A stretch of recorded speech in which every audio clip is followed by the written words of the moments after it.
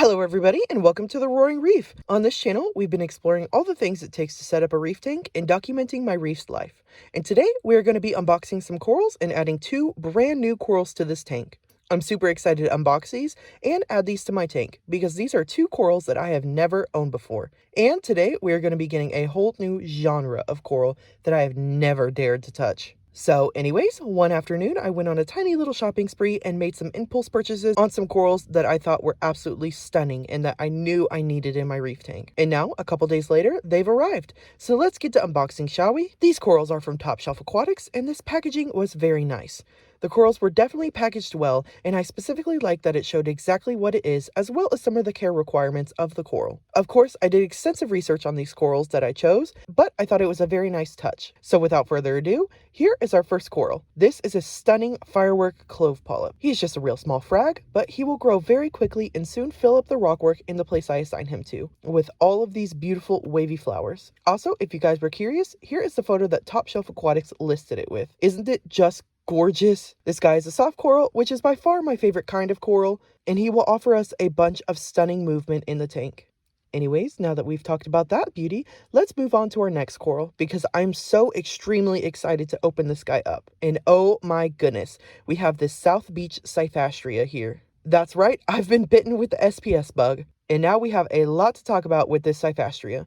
So let's begin with the statement that this will probably be one of my only SPS corals ever. SPS corals kind of scare me a little bit, I'm not gonna lie. They are very demanding and oftentimes require dosing, so I do not want this to turn into an SPS tank. But I really wanted to try my hand with an encrusting coral. I bought this super cute little mushroom girl for my tank, and I wanted to grow an encrusting coral on top of her, just to kind of try my hand with an SPS and to say that I've dipped my toe in the water. So we're going to be doing this Cyphastria for my first go around, and I could not choose a better coral to start off with. This Cyphastria is so gorgeous, and South Beach has to be one of the most stunning Cyphastria strains I've ever seen. And last but certainly not least in our box, we picked up some coralline algae starter. I know this is kind of pointless and it will come to our tank eventually, but I just wanted to give it a big old head start. But without further ado, let's get these guys floating in our tank and temp acclimating. After letting them sit for a while, we put them in a large bowl and begin to drip acclimate them. I wanted to make sure that these guys got acclimated super well because SPS are notoriously finicky, and these frags were kind of high dollar, so I don't want them dying on me. I did get both of these at almost half off, which was insane, but they were still a pretty penny. Also, before we begin, I just wanted to mention that I will leave links to everything I use in the description of this video, just for your ease of access. So after we drip acclimated them, we scooped out 4 cups of water and placed our frags in. We're gonna dip them now. And what we're using to dip today is Coral MD by Brightwell Aquatics. It's a lovely little dip and it's worked for me in the past, so we will be putting 8 drops in our 4 cups of water. We're gonna let these guys sit in the dip for 10 minutes because I didn't want to push them too far and they seemed pretty pest free, so I figured a quick dip was fine.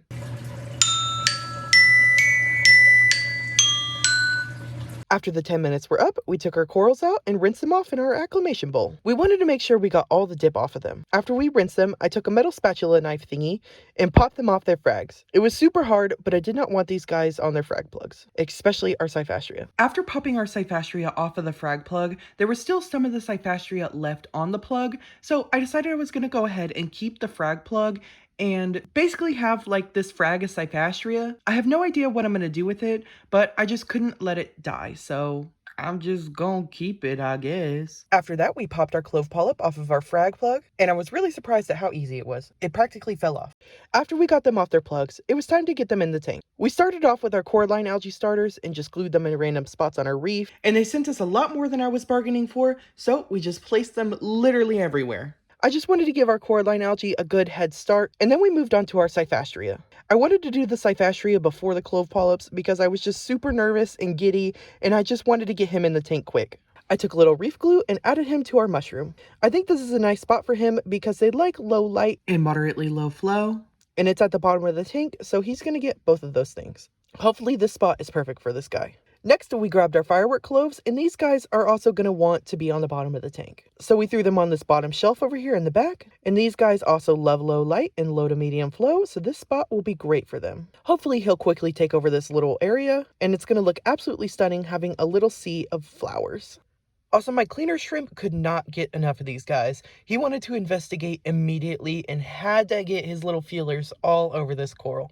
Anyways, now that these guys were in the tank, we're going to leave them alone for a second and let them acclimate a little bit, and then we're going to take some cool coral porn shots. So without further ado, I took our Flipper Deep Sea Viewer, and after sitting for a few hours, here we have our new corals.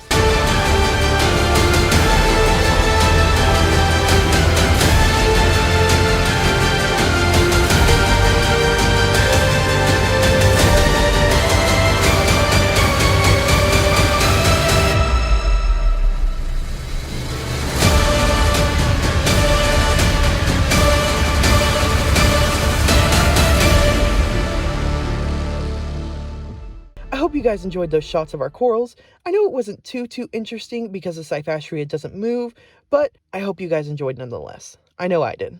Anyways, if you guys are enjoying the journey of the Roaring Reef, then maybe consider subscribing to keep up to date with the Roaring Reef. And if you're interested in more fun Roaring Reef content, then you can check out our TikTok and Instagram. We have a lot of fun over there and we would love to have you guys. But I think that is all that I have for you guys today, so I hope you enjoyed and peace out.